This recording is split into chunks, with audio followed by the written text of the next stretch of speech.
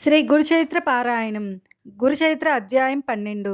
ఓం శ్రీ గణేశాయ నమః. శ్రీ సరస్వత్యై నమః. శ్రీ గురుభ్యో నమః. సిద్ధయోగి ఇంకా ఇలా చెప్పారు. అప్పుడు ఆ తల్లి పుత్రవాత్సల్యంతో ఇలా అన్నది. నాయనా, నీవు లోకానికి ధర్మం చెబుతావు కదా! మరి నీవు కూడా 12 సంవత్సరాలు బ్రహ్మచర్యం అవలంబించాక, గృహస్థుడవై బిడ్డలు కలిగాక సన్యసించి లోకానికి ఆదర్శం చూపాలి కదా! ఇలా క్షణికావేశంలో సన్యాసం స్వీకరిస్తే వాసనాక్షయం అవ్వక మానవులు పతితులవుతాయని శాస్త్రాలు హెచ్చరిస్తున్నాయి కదా అని బ్రతిమాలింది. అప్పుడు వటువైన నరహరి అలనాడు కపిలుడు తల్లికి జ్ఞానోపదేశం చేసిన విధంగా ఆమెకు తత్వం ఇలా బోధించాడు. అమ్మా, భౌతికమైన శరీరాలు వైభవము అశాశ్వతాలే. మరణం లేడువాడంటూ ఎవడూ ఉండడు. మృత్యుదేవత ఎప్పుడు జీవితాన్ని వెంటనంటే ఉంటుంది. యువకులకైనా వృద్ధులకైనా ఈ శరీరం ఎప్పుడు రాలిపోతుందో తెలియదు. అప్పిచ్చినవాడు తానిచ్చిన గడువు ఎప్పుడు తీరుతుందా అని లెక్క పెట్టుకుంటున్నట్లు మృత్యుదేవత కూడా మానవుల జీవితకాలాన్ని లెక్క పెడుతూ ఉంటుంది. రాత్రి పగలు అన్నవి మానవుని ఆయుర్దాయాన్ని ఎగరగొట్టుకొని పోతుంటాయి. ఈ శరీరము, భార్యాబిడ్డలు, గృహము, ధనము, జీవితము అశాశ్వతమని మరచి అవే ప్రధానమనుకొని జీవించేవారు పశువుల వంటి వారు.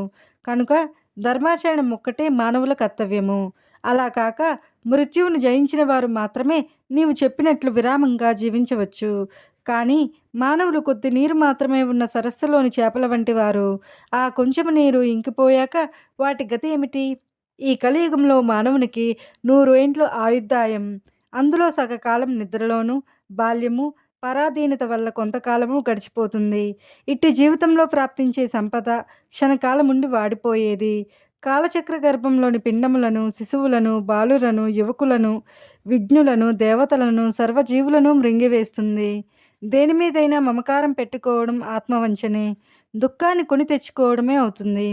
బయట చర్మము, లోపల మాంసము, ఎముకలు, రక్తము గల ఈ శరీరము నీటి బుడగ వంటిది.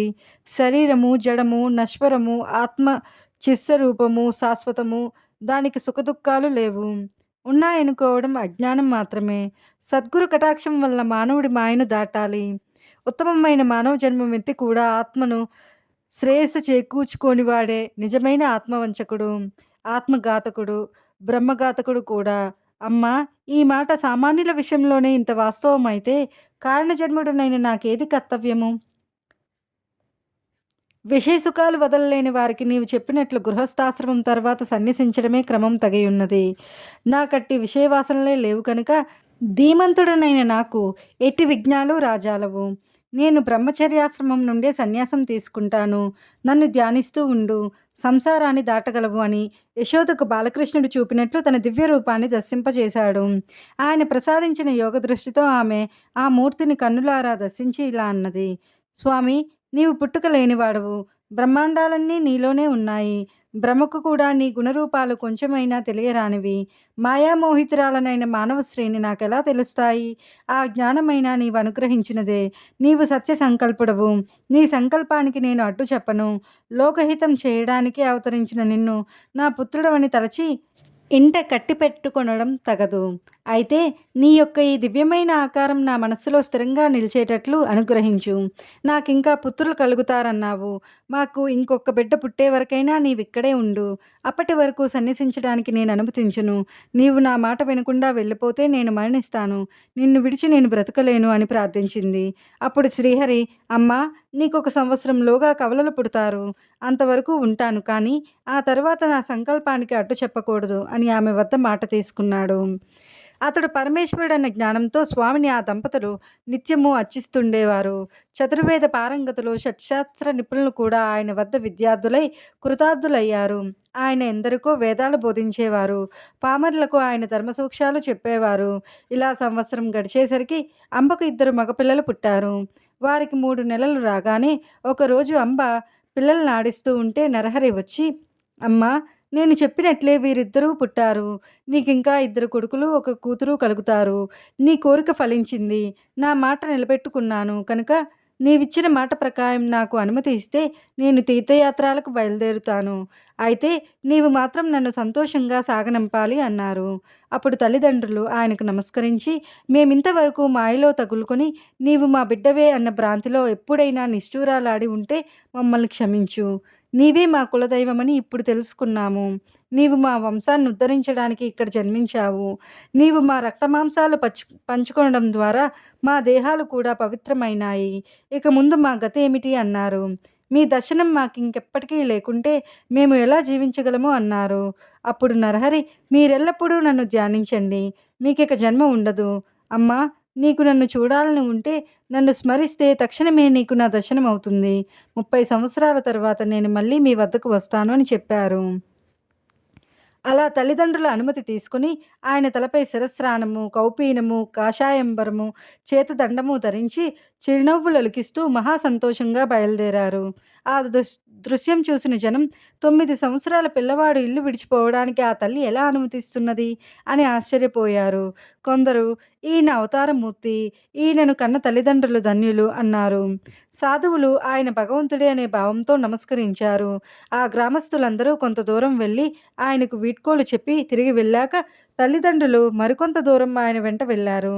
అక్కడ నరహరి వారికి కర్పూరము వలె తెల్లగా ఉన్న దత్తాత్రేయ స్వరూపము, తరువాత శ్రీపాద రూపములను దర్శనమిచ్చారు.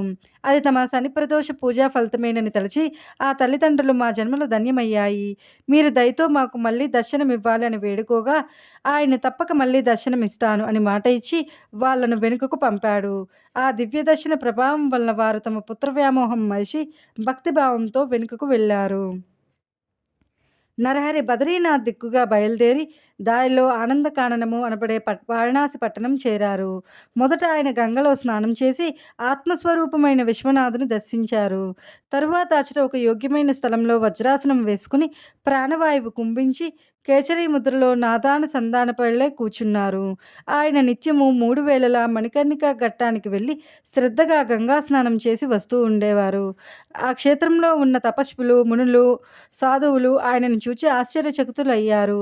యవ్వనం కూడా పూర్తిగా రాకముందే అంతటి వైరాగ్యము, కఠోరమైన తపస్సు చూచి ఆయన యోగపూర్ణుడని తెలుసుకుని నమస్కరిస్తూ ఉండేవారు.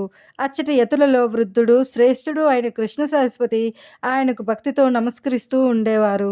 ఆయన సాక్షాత్తు అవతార పురుషుడని, సన్యాస మార్గాన్ని పునరుద్ధరిస్తాడని, ఆయన విశ్వగురుడు అయినప్పటికీ లోకోద్ధరణ కోసం మాత్రమే ఆదర్శప్రాయుడైన సాధకునిలా తపస్సు చేస్తున్నాడని, కనుక ఆయన వయస్సులో చిన్నవారైనా జ్ఞానంలో వృద్ధులే గనుక ఆయనకు యతులు కూడా నమస్కరించవచ్చునని కృష్ణ సరస్వతి చెబుతూ ఉండేవారు. చివరకు ఆ కృష్ణ సరస్వతి స్వామి ఆదేశానుసారం ఆయన శిష్యులు నరహరి వద్దకు వెళ్ళి నమస్కరించి, స్వామి, మీరు పరమేశ్వరులే గాని మానవ మాత్రులు కారు. సజ్జనులను, ధర్మాన్ని ఉద్ధరించడానికి భూమిపై అవతరించారు. శ్రీ ఆదిశంకరులు స్థాపించిన సన్యాస మార్గం దాదాపు లుప్తమైంది. దానిని మళ్ళా మీరే నిర్దిష్టం చేసి విస్తరింపచేయాలి. అధికారులు కాని వారికి ఈ మార్గము భయంకరమైనదే. బుద్ధిమంతులకు సులభంగా ఆత్మానందమిచ్చే ఈ సన్యాస మార్గాన్ని మీరే పునరుద్ధరించాలి. సన్యాసులమైన మేము ఇప్పుడు మిమ్మలను సేవిస్తే లోకనింద ఏర్పడుతుంది. కనుక మీరు కూడా సన్యసిస్తే మేము కూడా మీ సేవ చేసుకోవచ్చు అని ప్రార్థించారు.